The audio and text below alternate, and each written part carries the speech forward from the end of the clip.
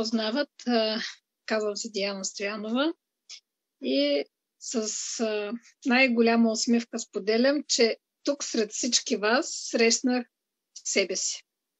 Аз не знаех, че това съм аз. Вие след многократни срещи, екипна работа, ми показахте, че наистина аз имам и друга страна. Другата страна е да бъда повече добро за хората около мен, защото днес на 2 места влязох и хората ме срещнаха. Диди вече пие вода. Да. Хората не знаят, че дори това, което зависи от тях, не правят. Търсят помощ само в лекарските кабинети и в аптеката. Но аз също не пиех вода. Страдах от много здравни състояния на плексит, ишиаз и други такива ставни проблеми. И когато влязох в Аквасорс, влязох заради детето си. Но на 3-я месец детето ми толкова прие доброто от Аквасорс, че ми каза: мамо, започни да помагаш и на себе си, защото при мен нещата са на хормонален дисбаланс и всичко ще се оправи. Аз не очаквах, че имам проблем, защото никога до сега никой не ми беше диагностицирал тия диагнози, но аз като четяща и усещаща болките, разбирах какво ми има. Обиколих повече от 40% от санаториумите в България от 2009 година до преди 5 години. Нямаше спасение от моите болести. Влязох в Аквасорс заради детето. Екипа ме вдъхновихте, както казах, открихте ме отново. И аз разбрах, че всичко е дело на моя начин на живот. Аз се раздавах за всички, но не и за себе си. Тук разбрах, че трябва да отделям поне 1 час на ден за моето здраве. Какво означава това? Първо, научих се да пия вода. Второ, научих се да правя движение пешком. Тоест, аз не бягам, аз се движа пешком. И като пример, днес ще ви кажа, че в 8 часа вече имах 4000 крачки направени, а към момента съм на 17300 крачки.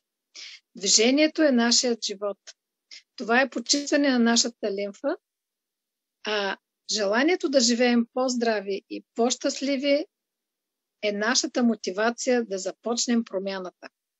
А как започва промяната, ако не с изхвърляне на боклуците? Боклуците се изхвърлят, когато знаеме как да ги изхвърлим. Затова всеки, който не е стигал до правилно решение за допълнителен доход, както казаха и Деси и Симонка,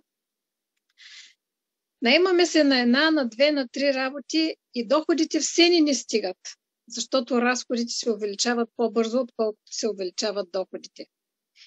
Имам един роднина, който ми казваше: Диди, не е въпроса да смяташ как с тия приходи да си покриеш разходите, а да смяташ как да си увеличиш приходите, но не ми казваше тайната. Не знаех рецептата как да се увелича приходите, като работех за една фиксирана работна заплата и 9 години моята заплата не порасна нито 1 стотинка. Защо? Защото фирмата винаги се прави анализ какъв е годишния оборот и печалба и когато той е винаги по-малък от това, което е заложила, работещите не получават завишение, макар че страната завишава минималната работна заплата. И ето тук е тайната. Аз започнах средата на ноември месец 20 година и само за тези 15 дни заработих своята първа допълнителна отстъпка от Аквасорс. В момента 3 години и 8 месеца по-късно вече моята заработена отстъпка втора от Аквасорс е 20 пъти по-висока. Няма да ви кажа колко съм заработила първите 15 дни, но ще ви кажа, че сега е повече от 2 минимални работни заплати. Ето, аз работя за 1 минимална работна заплата и заработвам още 2.